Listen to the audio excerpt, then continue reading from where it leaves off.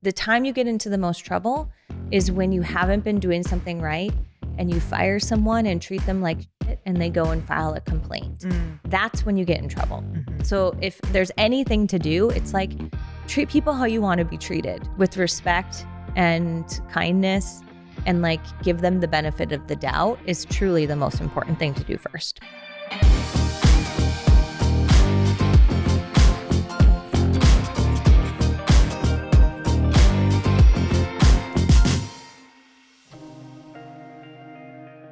Jackie, welcome to the Earn Your Happy podcast. Oh my I'm gosh. so excited to have you on. Thank you. I'm so excited to be here. We're finally sitting down. We're finally sitting down and recording because That's you true. and I sit down. We sit down all of the time, sometimes weekly. If you don't know, Jackie is my sister-in-law by law. Actually, you and my brother-in-law have now been together for 10 years. 12. You're not married, but we have adopted you and pretty much we've married you. Yeah. So I've been adopted. She's in for life. Also, we definitely have a very close relationship. Like we spend summers together. We actually lived together for 2 months every summer. We have lived together for a year during COVID, and your house was under construction. I know. So we have, I feel like there's so many dynamics here. We also work together sometimes. Yep. Chris and I work with Nick, your husband, boyfriend. He's going to listen to this and be like, what is going on here? That's what I'm going to start calling him now. Husband, boyfriend. Husband, boyfriend, come here. Husband, boy.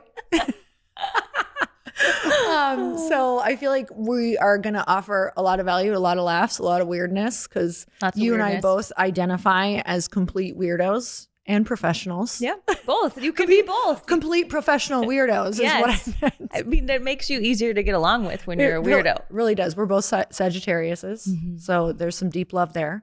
But something that we're going to chat about today, because I'm sure the dynamics of our relationship are going to flow in and out of this. But you are so good with people skills, HR, all of the things. We're actually going to break down what that even means, because I feel like there's a lot of confusion around that. I know for me, I was like, even when you were like, I would hear you working in the other room when we lived together. And I was like, what is it? What exactly do you all do? Because it seems like you do so many things. I was going to say so many things and nothing all at the same time. It's very complex. And also, I work with you in my company. I've used you for so many incredible things, which we will also get into, that I can't actually imagine not having someone like you at my fingertips. Now that I know how important those things are and how streamlined I feel like so many things have gotten and easier, and also the people that you have brought into my life. So what you do is really game changing for my company and for the company that I run with Chris as well, our personal brands and that team. So people are going to be real excited about this. I know. Like, well, it never sounds exciting at first, but trust me. It's exciting. It gets exciting for you and your team. Okay, so first of all, I want to go back to how we met, because it's like one of my favorite stories really of funny. all time. It's really funny. So what year was it, first of all? Do you remember? Probably 2010. Okay, so we're in the long haul. We're 14 in the years or more. Oh, wait, 2010? No. Yeah. No. 2010. Yeah, 2010. Okay. So how many? Quick math, fast math. Like 14 years. Okay, yes, 14 years. That's why I'm not in finance. She's people stuff, everyone. It's going to be great. Okay, so 14 years. Yeah. How did this happen on your end? Well, on my end, I was living back in the Midwest, in Minneapolis, and I was trying to get in shape. And I was going to Gold's Gym, and I had connected. I was looking for a personal trainer. So I had met with, when you go to a gym, they like set you up to meet with a trainer. And I met with this guy, and I'm like, he just doesn't, it's fine, but I'd rather not work out in the weight room at Gold's Gym. But if I have to, I will. So I was like, I bet that there are female trainers who train people like anywhere. Like, I bet I could find one. And so I went onto Craigslist and I searched for personal trainers. And I saw this beautiful ad for this woman who does personal training. And her name was Lori Harder. And I'm like, I'm going to send this girl a message and see if I could come train with her. And so I don't even remember. I probably said, hey, I saw your ad, I'm looking for a personal trainer, like would love to learn more is probably what I said. I don't even know. And then you responded. So somehow on my end, somehow on my end, I get pinged or Chris comes home. I can't remember. And I think I got pinged maybe in my email. I think it might've been set up under me. And I was like, what is this? Like, yeah, I didn't know there was an ad there because my husband, Chris, had set up an ad for me on Craigslist. Now, why is this significant? At the time, the Craigslist killers, Craigslist killer there were Craigslist killers. It was like serial killers who were like getting women off of, or I'm sorry, they would like answer ads and they'd come to your place. So I didn't know. I was like, this could be a Craigslist killer. I don't want ads on this because I was paranoid. They made like a huge story about it, all these things. So I was like, pull that ad down. I don't want that, but I'm going to answer this one. And you also were training not in a regular gym. Oh, yes. That's so why. Like, I was training in a studio where people would come in alone and it was one-on-one. And oftentimes I was alone. Right. And they would come and I would meet and no one else would be there. Just wanted to clarify that because you're not a fearful person. No, I am not. But it was because I would come and meet these people by myself. Okay. Yeah. So, that's so weird. I'm like, I'm not that person that would be afraid. But at the time, I think they just made it. Anyway, I digress.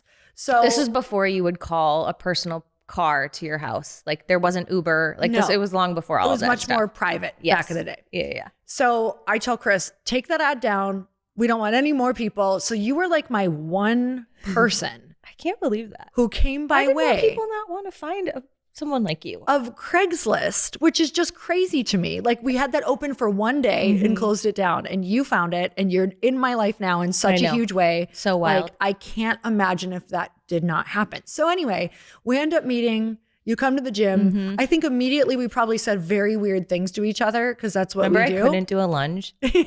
Do you remember? Could not do a lunge. And now you're like, I know. She's crazy fitness woman.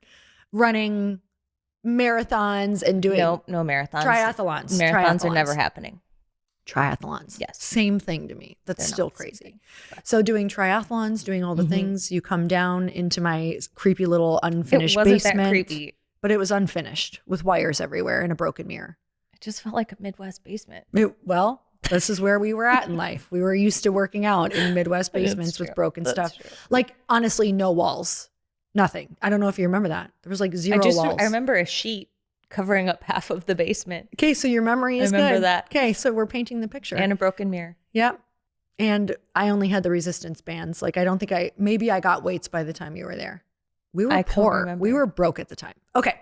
Anyway, with that, we end up meeting. We're in each other's lives for a long period of time. And you're my client. We're working out together for years. I'm still doing HR at this point. Tell me a little bit about that story, like that experience of what you got into and then where you're at now. Yeah. So I graduated from college with a degree in HR and Spanish. And I started my career recruiting. So I worked for a temporary staffing agency for 5 years, recruiting for all different types of jobs, from manufacturing to very like professional accounting jobs and what have you. And it was during 2008 when, the economy wasn't doing great. And I really wanted to get out of temporary staffing. And so I went back and I couldn't get a new job. It was really hard for me to get out of it. And I knew if I didn't, it would be it's kind of like, you become a lifer sometimes, at least back then. It was like really hard to get out once you were in it for too long. And so I went back to school and got my MBA. During that time when I was in school, I ended up landing a new job as an HR generalist at Polaris, which is a Fortune 500 company that makes snowmobiles and ATVs. And I was driving 50 miles twice a week to see you, PS, when you moved. That's how much I love you. I'm so glad you did. But during that time, I was going through a lot of personal development changes, working out with you, like just getting in shape and starting to take care of myself helped me to see that I wasn't living life the way that I wanted to be living. And I think that's what happens when you start to take care of yourself. Totally. I feel like getting physically fit and making that decision, it's like the first I kind of call it like a spiritual breakthrough, because all of a sudden your body starts feeling better, your mind starts working, and you're like, wait, I'm thinking these thoughts I don't normally have because I'm feeling good. And you start to tap into who you are. Right. And then by osmosis, because you and Chris were getting so into isogenics and personal development at that time, I also started to like read books and get into personal development. And it was that was like my first, I was getting an MBA. I had a bachelor's degree and an MBA, and I'd never read a personal development book. Like, isn't that wild? It is wild. It wasn't the thing back then, though. No. I literally remember going, no one in my life is reading books or talking about personal development. I didn't know that there were personal development events. Chris had told me because we were seeking one, and a guy was like, I went to this thing, and he was trying to explain it. And I was like, I don't know what it is, but if he thinks it can help with my anxiety, I'll do it. Like, it was not, you guys, it legitimately in 2010 was not a thing in the Midwest. Nobody was reading personal development or doing it. We had maybe heard of Tony Robbins, but didn't know what he did. I definitely had never. Yeah. I don't even know. If I think I heard of Jack Canfield only because of chicken soup for the soul. Yes, that's and the only reason I knew about that was because we would go to Barnes & Noble to get coffee and look at magazines, and like his books would be like, always there. People would talk about them in the Midwest. Yeah. Probably because it had chicken soup in it. Who knows? Who knows? So I was, starting to better myself. And so then personal life, I was married, ended up, leaving my marriage. Like, that was really hard. And then in work life, I was going through a time period where I was having to lay off a lot of people at work. They were closing the plant that I worked at. So this is not a fun period for you. No. My hesitation comes from no, but yes. Yeah. Like, it was just a transformation period. Yeah. Like, I never felt like, oh, my life is terrible. I still felt like I actually felt like I felt hopeful while also being like, I got to get through this shit. So I remember a particular story that I want people to hear, because when you first start your personal development journey, I think not everyone in your life supports you. And I know that you were starting to take a deeper look at everybody in your life because you were growing and not everyone was growing with you. So I know you have a vision board story that like sticks out in my mind. Can you share that? Yeah. Oh gosh, this is taking me back. I don't make vision boards much anymore, but I did back then. And it already felt kind of awkward. And also like, you kind of had to have faith, at least back. Like, now I feel like it's talked about a lot more that vision boards work, and I understand how they work. But back then I was like, you were hokey in the Midwest. It was just like weird. Yeah. Like, I felt weird about it, and it also felt weird to me. But I was still married at the time, and I would make vision boards. And I can't remember if this was my first vision board. I couldn't have been, because this was like 2012. So it'd been 2 years since you and I had met and were working out together. So it must have been like my second one. Yeah. And I couldn't even tell you what was on. Actually, you were on my vision board. We manifested this, everybody. Please don't put me on your vision board. No, I'm just kidding. But I'm just running out of bandwidth. I can't help that many people. Like, come on. So like, you were on the vision board, both for like fitness, obviously, like I was trying to get fit, but also just for like going after your dreams and like expanding and stuff like that. And then I can't even remember everything. I just know it was sparkly. There was a lot. You were on there, and there was like traveling. Sparkles. Like, there was a lot of stuff on there. And I knew I needed to leave my marriage, and I had known that for about 3 years at this point. And I had even, you and I, you know this, like at least twice I left our training session, and I was like, I'm going to leave today. Today's the day. Today I'm leaving. I'm going home and I'm leaving. And you would text me. I would text her that night. Are you okay? And I'd be like, I couldn't do it. Yeah.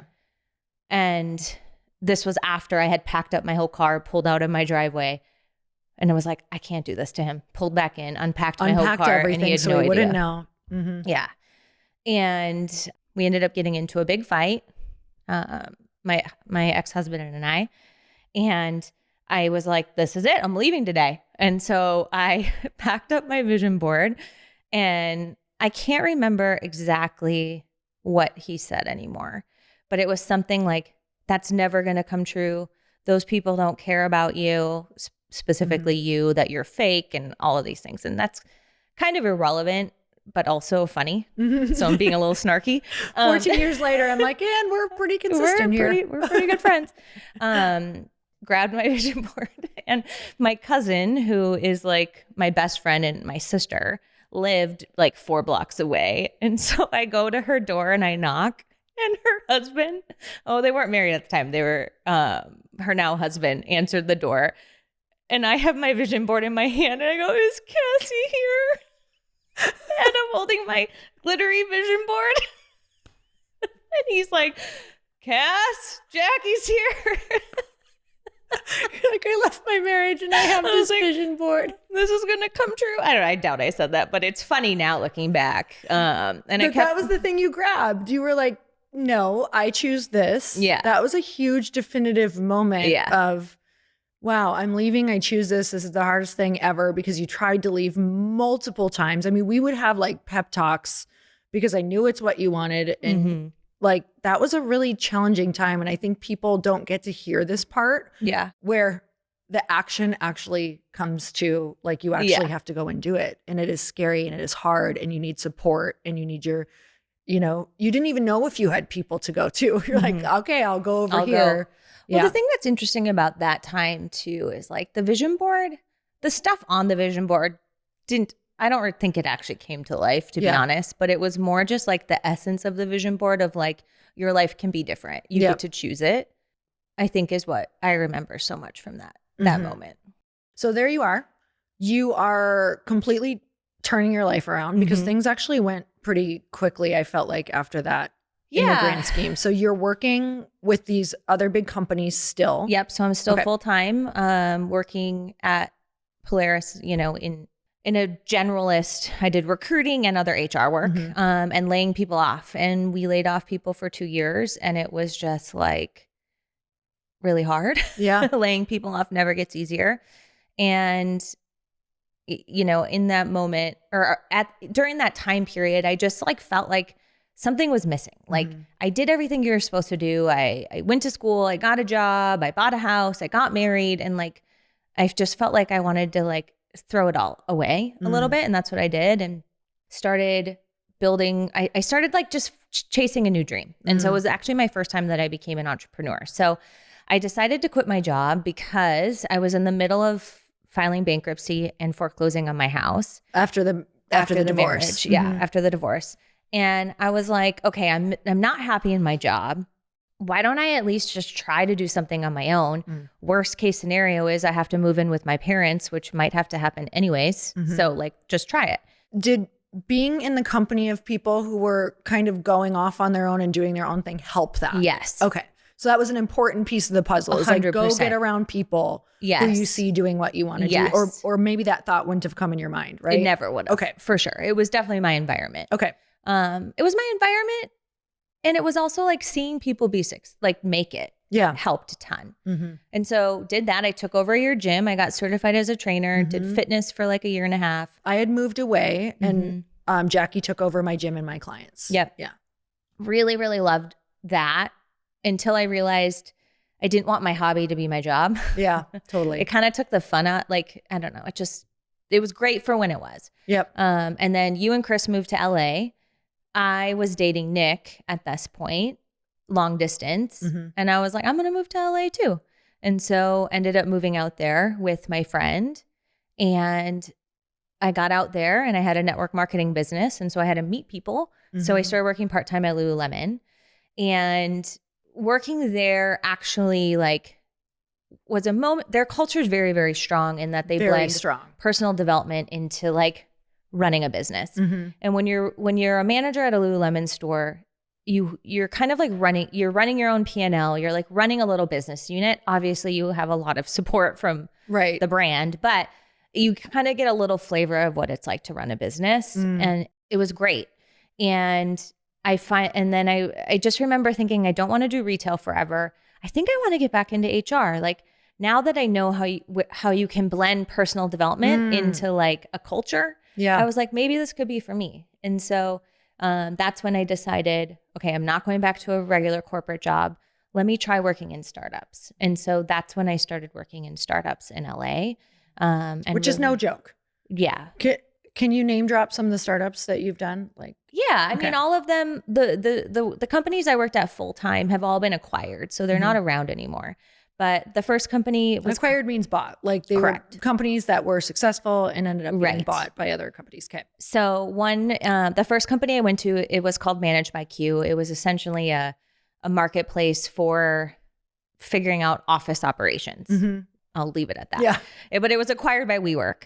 And let me tell you, working in startups is no joke because you got to do so much of like the dirty work. Like many jobs. It's many jobs. It's not like defined roles because startups are like, how many hats can you wear? Because we're running on a budget. So I was our HR manager and so basically what we did was we provided overnight cleaning and janitor support to other startups.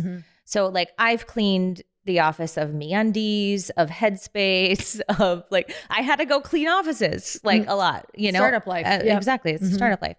So that was the first company. And then I went to Chef, which was a meal kit delivery company. They were acquired. Nobody that you would know. Actually, they ran out of money and had like a quick little acquisition, but still acquired. Yeah. And then my last company was Lumi, was a packaging supply chain company that was purchased by Narvar, which is an e-commerce brand. And then since then, I started my own business 3 years ago, and I've supported different, a lot of different companies, a lot of celebrity-backed startups. So Outstanding Foods is one, Cali Water, Craig's Vegan. We're working with some other tech companies and stuff now. Aveline. Oh, Aveline. Yeah. Aveline. Sorry. Cameron Diaz. Yeah. No big deal. I know. I forgot that one. I did. Like, how do you forget these? You literally are in these crazy companies. So I wanted you to tell that because you truly have been, you come into these companies and I feel like you've been able to impact their culture and bring in a different flavor. Meaning when I think of HR, this is where the podcast is going to pivot a little bit because when I think of HR or people stuff before you, I was like, what do they do? I picture like a little principal's office, like where people like go or get in trouble or talk about healthcare or like I didn't even know what it was, to be honest, like, because I did not ever do the really corporate America thing ever. So simultaneously, to be fair, in corporate America, that is kind of what it is. Okay. Yes, that's probably it. I did corporate America for 1 year and I was like, I'm scared of the HR person. But now that I know what you do and now that I'm running this other company, I'm like, oh my God, this is such an essential, vital role. So can you tell me what do you even do? What does that mean? What is HR? So, I mean, I'll save you the boring actual explanation of it because honestly, I don't even know that there's a right word for what it is. But ultimately, you are ensuring that you have the right team and the right infrastructure set up to support your business and create and like maximize or get a return on your investment, because hiring people and investing in your team is an investment. It's a cost. And so you want to make sure that you're setting yourself up so that you're getting a return on ROI, you're following the laws, and you're creating a great place that people want to work. Okay, so you come to some of our events, you speak on different podcasts. You have a podcast called Oh Shit, I'm the Boss Now, which is so freaking good. I'm obsessed with that title. Your company is called People Principles, and you really talk about the 3 different areas of what it means when people say culture and team building. Can you tell me what those areas are? For sure.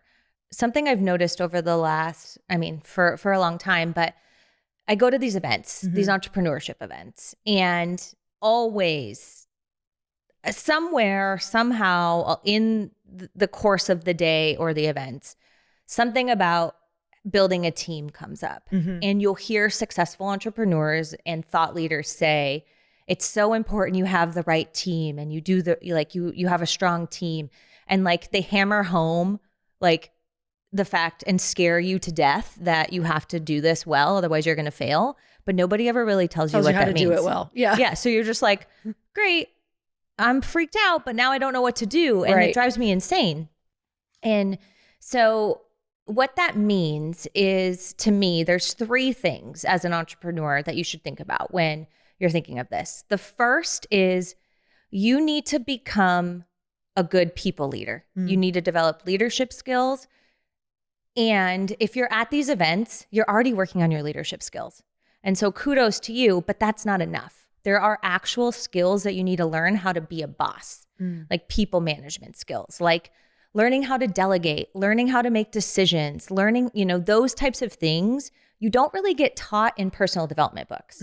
You get taught how to be self-aware, how to communicate, but you don't learn like tactical management skills. And so that is that's one of them, is that you as a leader need to develop those, and then make sure other people on your team who are leading others have that as well. Can you give me some examples of management skills or things that you could put into place? Is this like, are we talking about a quarterly check-in? Like, what are some of the things that if I could only do one thing as a leader, what would that be? Well, yes, but that actually I think ties into one of the 3 other buckets. Okay. So like that's like developing people leadership skills is the first. And I'm going to come back to that question of yours. The second, a second, these are not in order really. A second is setting up the right HR or people operations systems to support your team. So in reference to your question, that would be like doing a regular one-on-one meeting with your team members, whether that's quarterly, bi-weekly, or monthly, and then setting up a really quick, which I know we'll talk about later in the podcast, like framework for how you do performance reviews with people. So we're giving that away in the bonus content, right, you guys. So you have to go opt in for that, but we'll tell you at the end of the podcast. So the 2 are different. So like setting up the right systems for doing those things is different than having people management skills where you're able to set expectations for your team. You're able to set goals and priorities. You're able to delegate work. Like those are hard skills to develop that obviously are important for like systems. And then the third piece of building a strong team is getting good at hiring people. So knowing the jobs you need on your team and knowing how to find the right people. So like it's a lot. It's not just hiring. Right? It's a lot of stuff there.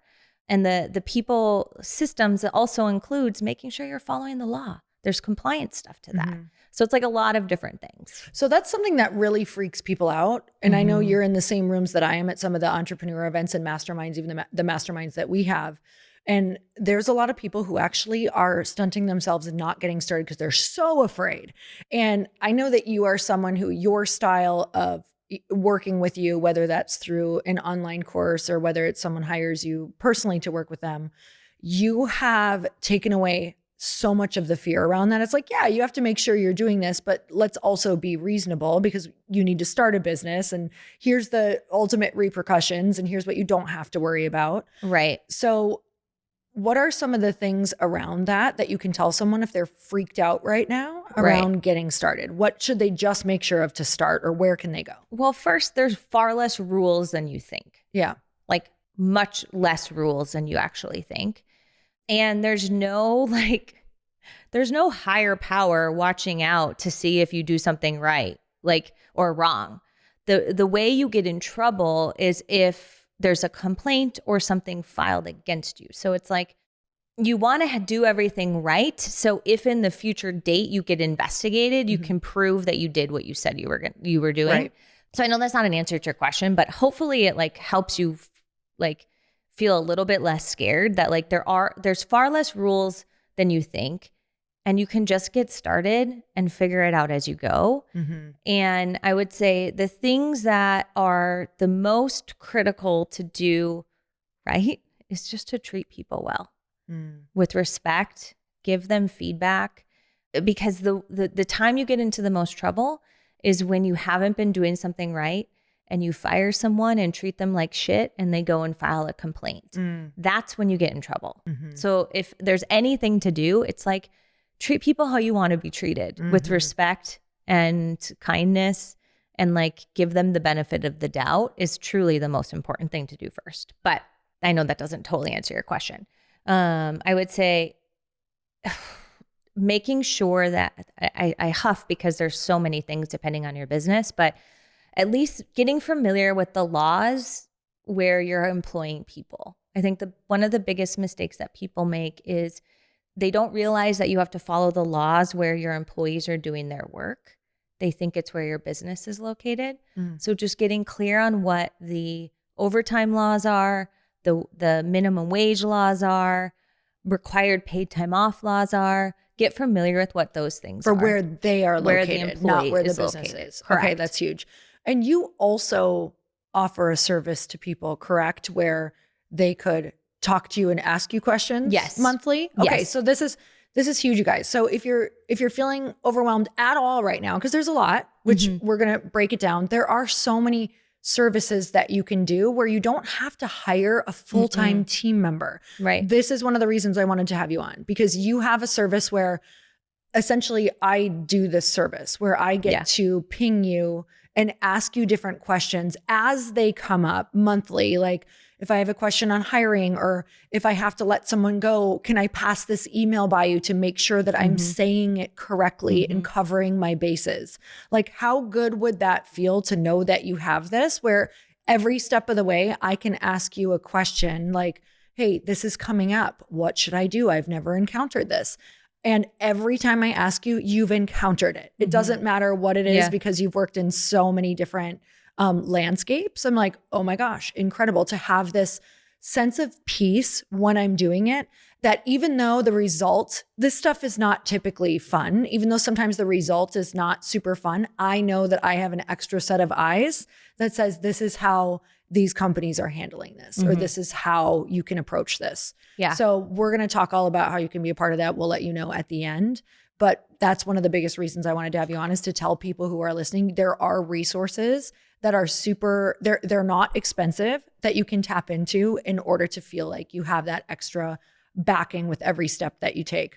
So why does getting the people stuff matter? Like, why does that matter in companies? Well, I think the first thing is the energy spent worrying about it. So like, if you actually, I giggle a little bit because nobody wants it. I feel like this stuff is kind of like finance. Like everyone puts finance and HR, the people stuff off because they don't either want to do it. It's not the sexy part of the business because it's not marketing and sales, but it's the stuff that's usually keeping you up at night. You're wondering, do I have enough money? Do I have to fundraise? Am I going to run out of money? Like finance stuff is what's keeping you up at night. And so is the people stuff. So I would say most of my clients reach out to me after hours. Like by the time when the dust settles of their day-to-day grind, 8:00 at night, they're worrying about, I don't think this team member is the right fit. Oh, I have to handle this conversation. Oh, I don't know what to do about XYZ. And that's when they're calling me. And that says to me that like, this is the stuff that's actually keeping them up at night that they don't have time to deal with in the day-to-day. But if you do some of the stuff early on before you're too big, it's not as complicated, I guess. Yeah. So there's first like the energy shift. And so that's why like when people think, oh, HR is boring or finance is boring, I'm like, yeah, but what are you worrying about? But it's the most important thing. That's what the fuck you're worrying about. Yeah, Sorry, exactly. Can I swear? Yes. Fuck yes. Like you go to these events, these entrepreneurship events, and they're talking about marketing and digital marketing and all of these things, but like, and it's important. Without those things, you can't grow your business. But they're not the stuff that you're like, oh, I wish I would have said it differently this way, or should I have done that? I don't know. So there's the energy, but then there's also the cost. So there's penalties and fees of doing it wrong. If you do end up waiting too long to get this stuff right, it can cost you money. So if you're not following laws, even unintentionally, you can get fined. And I think I read a study that small businesses pay on like if they get penalized for some reason, they pay an average of $12,000 per employee is the average cost of some of these findings.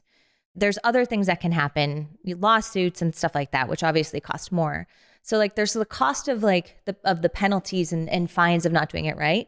But then there's also the ROI that you get when you do it right. So like if you do have performance management processes, if you do have, if you are hiring the right people, all of that adds to your revenue, right? So it's like, there's the cost of not doing it right. There's the impact of doing it well. And then there's also just the energy and time that you spend worrying about it that you might as well just start to do it right.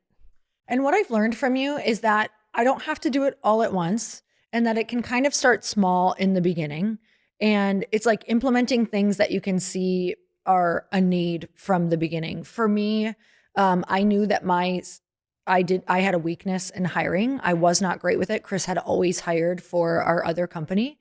And so for me, I wanted to use you or use someone to help me hire until I felt confident that I was asking the right questions, until I felt good about just even figuring out the whole interview process. What am I even looking for? You've helped me a lot with job descriptions and figuring out how to put that out in the world and attract the right person.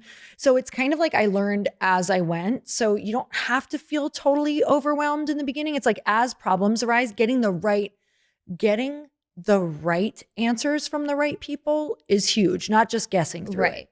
I'm glad you bring that up because sometimes people reach out and they're like, can you just like they often want to do like a VIP day to set something up. And it's like, we can to do some things, but like the HR stuff is going to come and go. Yeah. In your business. Totally. Like I could teach you everything I know, but when something comes up, you're still going to need to talk to me about it, you know? Right. So it's like it kind of ebbs and flows, but you're right. You don't have to do it. You can't do it all at once because your business changes. Your team changes. Like it's a practice. So what do you see most entrepreneurs wrong that you wish you could just change these little things for them? It's hard for me to say there's not like a consistent, they all do this thing wrong, like this particular thing in their business wrong. I think what I see happen the most is that they put it off until you get bigger. And bigger usually comes in the form of a lawsuit. Or a complaint. So they put a problem off or something that they put off like making sure that things are set up right. For example, I had a client who knew she needed to like get better at documenting performance conversations and actually having direct conversations with her team member. And she was putting it off for a variety of reasons. And she ended up thinking she could just like get rid of the problem. And so she like laid off a couple people. And it came back where the people she laid off filed an age discrimination lawsuit against her. And from talking with her and from like investigating some things, I knew that there were performance issues. It was very obvious, but there was no documentation that she had actually like spoken to them. There was documentation that she spoke to other people on her team about them, but not to them about it. Right? Yep. And so she just was like, ugh, I don't want to deal with like having to send them a write-up or send them an email confirming it, you know, that kind of a thing. That's one example. It's a little bit of a loose example, but it's an example where she's like, I'll figure it out later. Yeah. These are things that I did not know before working with you and asking Chris, that when I started my own company, you have to understand how to handle these conversations and document them so that you know that you're in the clear. Or if she had somebody that she could have just said, hey, I'm having this issue. What do you think I should do? What I would have told her is have the conversation and then send a follow-up email to this person and say, hey, we met today. I'm recapping what we talked about today. Blah, blah, blah, blah, blah. Da, da, da, da. You committed that this is going to happen. I committed to do this. We're going to touch base again on this in XYZ. And just having that email directly to that person would have like literally closed the lawsuit probably way quicker than it was. When do some of these things start getting important? Is this like, let's talk about like, okay, solopreneur starting to think about hiring. When does this stuff actually get important? Is it like 3 people, 5 people? I think if you are a solopreneur starting to think about hiring, your first charge, I don't know, like order of business, I don't know what word I'm looking for, is like starting to develop people leadership skills. That's really what you need. Like you don't really need to worry about if you're following law, like the law. I mean, obviously you don't want to discriminate or treat people, harass people, but like if you just have some freelancers and contractors, there's not a ton of laws you have to follow. You don't really have to worry about the performance stuff, but you also want to make sure that you are treating people well so that they're not caught off guard if you stop working with them. I would totally agree with that because even with this company, we do a lot of contractors. So with Glossy, we do a lot of contractors. I don't have a lot of in-house employees, but I feel like I'm getting such incredible practice of being a leader just by how I show up with working with the contractors and with working with Lauren, who works with the contractors. And I will tell you that has been a huge work in progress, because it's really easy. And I know you see this all the time. It's easy for me to blame other people if something is not going the way that I want. And the realization that you've helped me with so much is looking back at me going, where could have I been better or been more clear with what I needed and wanted from the very beginning, or from the initial contract, or from the initial conversation. So I have learned that lesson over and over in the past 2 years. And that's without having a team, but like learning how to lead the team. Well, if you're constantly backfilling a job and it's always somebody else's fault, like a assistant, like you can never find the right assistant, or nobody wants to work, or I hear this all the time that from entrepreneurs or leaders is like, they go through so many people and they don't realize that you're the common denominator. Right. Like, do you make bad hiring decisions? Yes. Will some people not be good employees? Yes. But like, if you're constantly recruiting and backfilling jobs, it's time you look in the mirror. And so that's one thing that was really frustrating for me in only doing recruiting work, because for a long time I led talent acquisition and recruiting teams for startups, and I'm good at recruiting. And the most annoying thing is when you're constantly backfilling a job because your people leaders don't have the skills they need to actually give these people a good place to work. And that's why you have to work on all of these things together, not just get good at recruiting, because otherwise you're just going to be spinning your wheels. Yeah, this was a huge aha for me, because in the beginning of when we started our personal brands and when we had people working in our home, which I think had a lot to do with the issues that were coming up as well, was I was an okay leader maybe, but I wasn't a good leader. And I certainly wasn't a great leader. And I think the first 3 assistants that we had, I would like to go back and just apologize to all of them. But at the same time, it's like, yes, there was some stuff on their part, but I can see where I went wrong. You know, things like wanting to be their friends, things like wanting to give them a lot of freedom, or things like not giving them good direction at all, not asking how they work well, not asking about what type of structure they need, what type of support they need. It was kind of like I would hire people, and I know this is going to resonate for people. This might hit a hot button for you. I would hire people and think they should just come on board and fix my problem. And that is where it would always break down. I was like, I don't know. I hired you for social media. You figure it out. And then wondering why I would never get the result back that I wanted. Well, I wasn't sharing what even result that I wanted, or how that could look, or having meetings with them, or touch bases, or how could I help you? And this was really big for me to learn from you, of just like, how do I show up a better leader? Oh, people need structure. Oh, people need direction. People need these monthly or weekly touch-in bases in the beginning, or how does this look? And really communicating. And I think that's the hardest part from going from solopreneur to an entrepreneur with a team, is that you're going to have to do a lot more meetings in the beginning and a lot more touch bases, and have someone like you for support if you're growing quickly.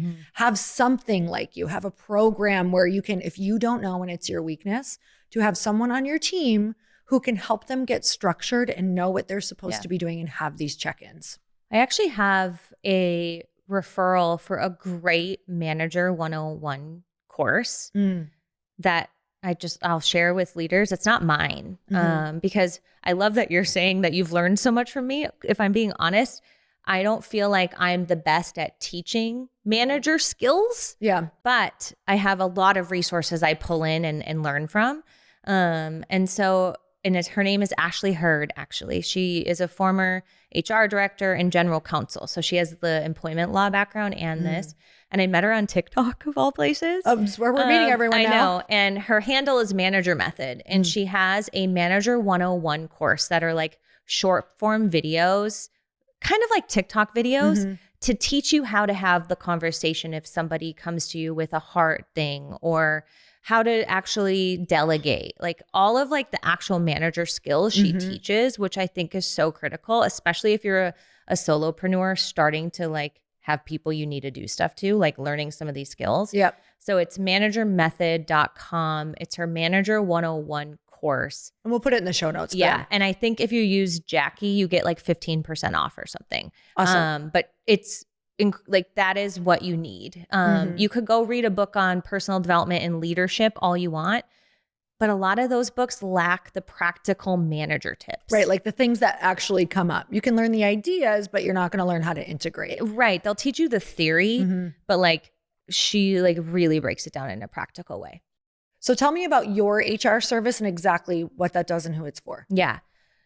So going back to your original question of like, what's the threshold? Yeah. So I would say if you're about like 5 employees, like W-2 employees who are on payroll, I could go into the difference between a contractor and a W-2 employee. I won't, but I have plenty of those on my podcast. But if you have like 5 employees, between 5 to 40, we have an HR service for small businesses that could be a really great fit for you. And that is where you get literally access to us for the full year to just ask questions whenever they come up. And I say us because I convinced a former employee of mine to join my business. So it's me and Molly. She's awesome. She's amazing. I literally never want to build a business with anybody else ever. But you get unlimited access via Slack and email to ask us questions. So examples of things that we have helped clients with is one of our clients recently asked us, can we give contractors email addresses? We were told that we couldn't. Can we do that? And we can answer that. The answer is yes, you can. But those types of questions. Or she uses an HR platform that helps with managing payroll.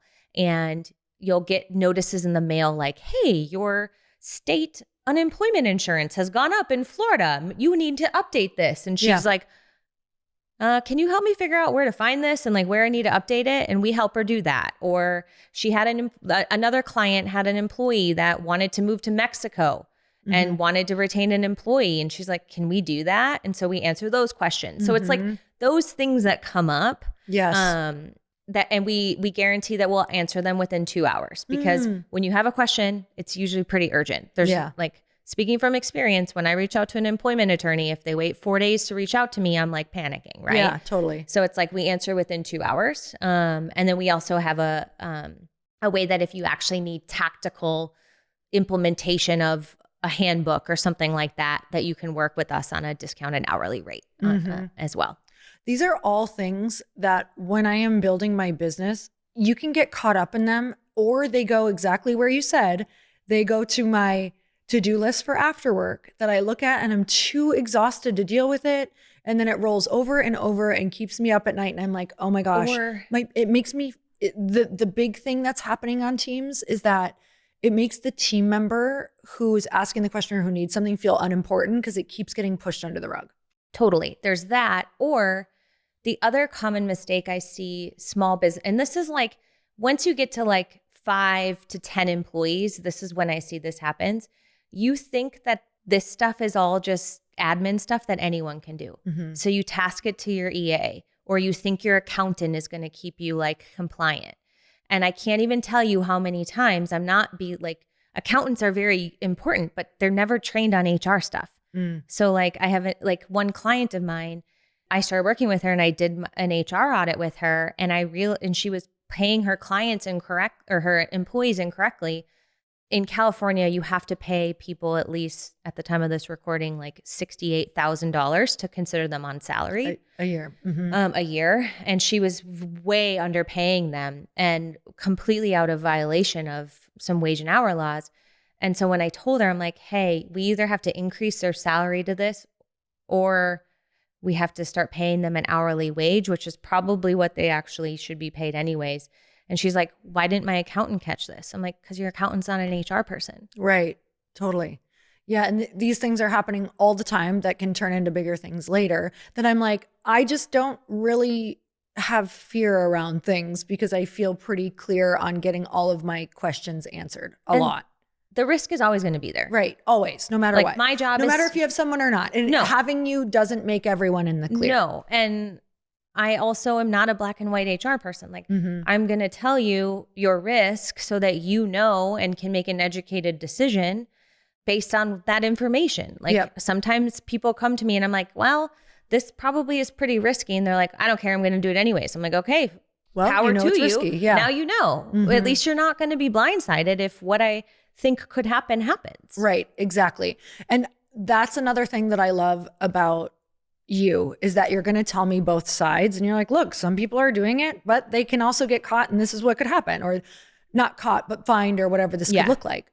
So what are some of the things that is there any last things that you want to share with people before we go?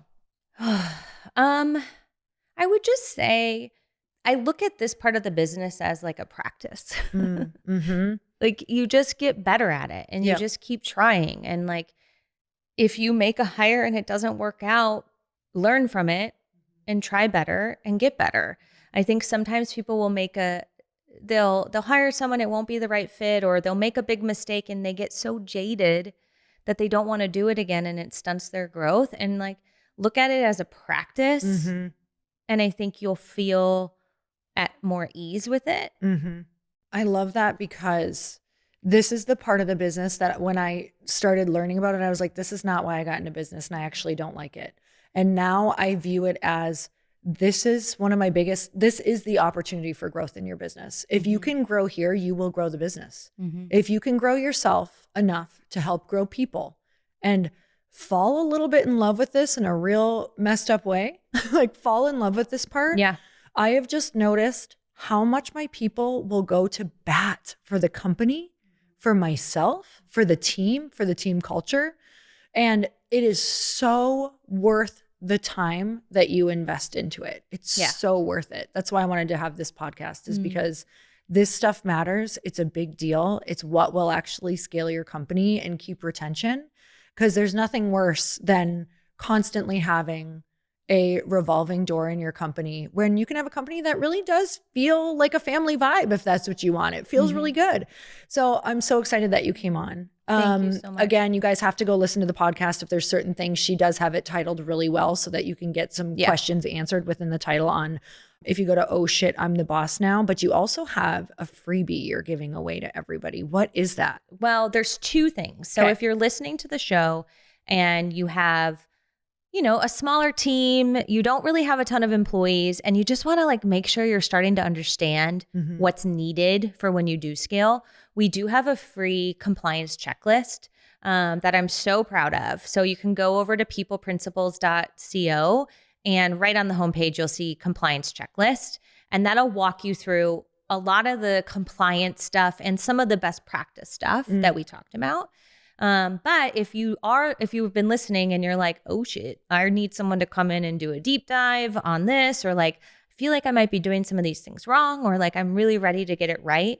We do offer an HR audit, where we will actually come in and audit the compliance side of your business, make sure you're following the laws, which is the easiest to get right, to be honest. So it's like, why not just do that well?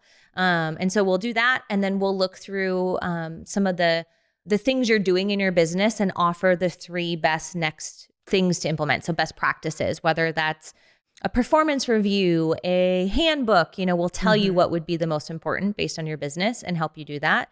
And so you can actually go get the HR audit at peopleprinciples.co/audit. And I'm giving them a coupon code for 50% off using Lori if they want to. So they'll get it for $175. They'll get a signature HR audit framework with a 60-minute strategy call with either me or Molly. Amazing. Oh my gosh. I feel like that is so worth the money to relieve any fear that people are walking around with. And this is the important stuff in business, that you do have to keep investing in your business, but it is going to invest in peace of mind and growth. I'm telling you, that is going to scale. Okay, Jackie, I'm so grateful for you. Always so much fun. We actually recorded this one. How fun. I know. And we have some bonus content right after this. You held back on everyone. So you guys, she held back one of the best things, which is the simple framework for having a performance conversation. So the simple framework for having a conversation with one of your employees on performance, on getting better, on setting goals, all the fun stuff. So all you have to do is go down to the show notes, hit on the link for bonus content, and we're going to show up in your inbox right away and send you the bonus content. All right, Jackie, where can we find you, follow you, all the things? Well, on social, I'm on LinkedIn, such a professional person, right? So Jackie Koch on LinkedIn, you'll be able to find me. I think it's Jackie M. Koch is my handle on LinkedIn. Otherwise, I am on Instagram at People Principles, and my podcast, I have 3 episodes a week now. Molly and I are doing a behind the scenes every Friday where we talk about the stuff that we're helping clients with. Okay. And so that's Oh Shit, I'm the Boss Now. And that's anywhere you listen to podcasts. Awesome. I'm so grateful for you. I love you. And this was so much fun. You guys, make sure you go follow her, go opt into those things. And until next time, we'll see you next week on the podcast. Goodbye.